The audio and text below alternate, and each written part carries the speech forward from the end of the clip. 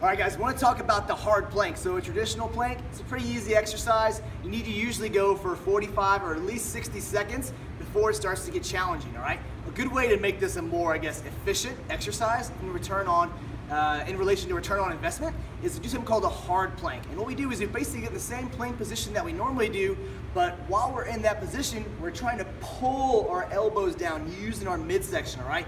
And what you'll see is I go from that nice flat position kind of into a slightly curved position, all right, to really accentuate the motion.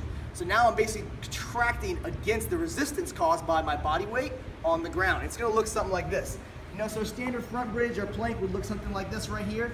When I roll into a hard plank, I'm trying to think about pulling my elbows this way, all right? But because my body weight and the friction of the floor is not gonna allow me to do it, it just becomes much more challenging. And you'll notice a change in back position. So this is a regular plank, and I'll go ahead and pull into it here. And so you notice even just right now in this position, you can see me shaking, you kind of see my tail tuck slightly, and my voice is changing. It's much, much more challenging. So you won't have that nice, pretty flat back, or you can have a slight round to it, but that's because you're basically pulling your elbows down to your midsection. And that's what a hard plank looks like.